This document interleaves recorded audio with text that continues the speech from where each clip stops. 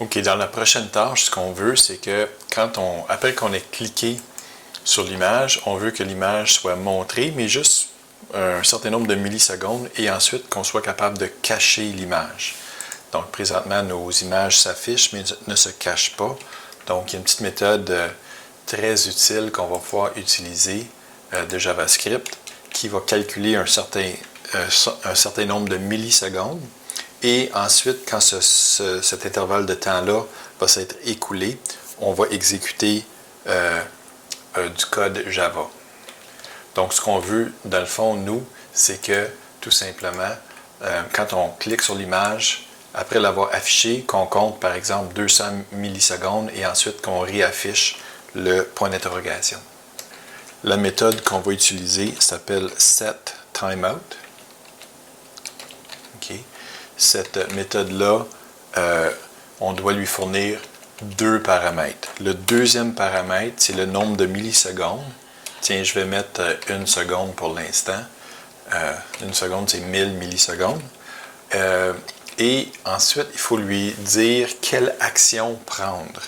Maintenant, on va prendre le même genre de syntaxe pour faire ça qu'on utilisait avec les arrays.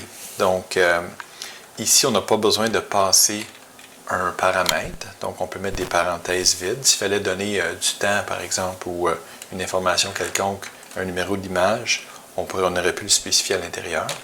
Et on utilise le symbole égal plus grand pour indiquer l'action qu'on doit prendre. Puis l'action est bien simple, c'est que ce qu'on vient de faire, dans le fond, pour montrer l'image, c'est qu'on a pris l'élément HTML image et on a modifié son paramètre source pour que ce soit égal à une des images qu'on avait ici. Maintenant, ce qu'on veut faire, c'est tout simplement ramener ça pour que ce soit égal à le point d'interrogation. Donc, on peut remettre ici tout simplement l'image interrogation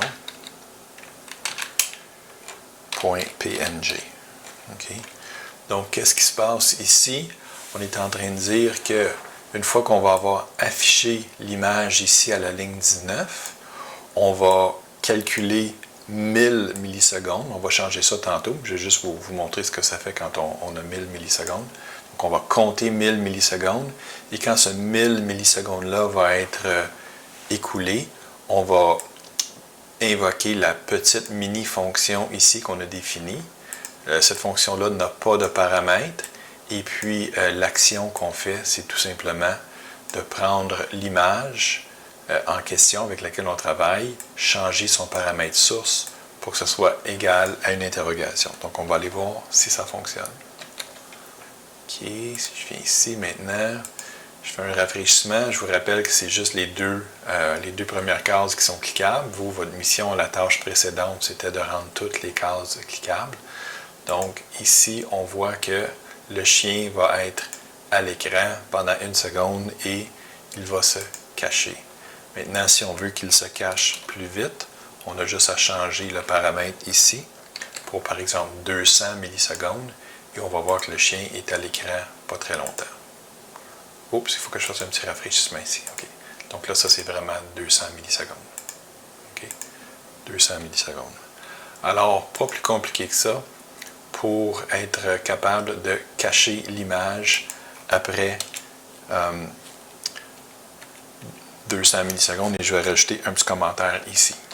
Voilà, donc j'ai rajouté un petit commentaire ici qui vient expliquer le code. Donc on cache l'image après 200 millisecondes en remettant la source de l'élément HTML image à un point d'interrogation.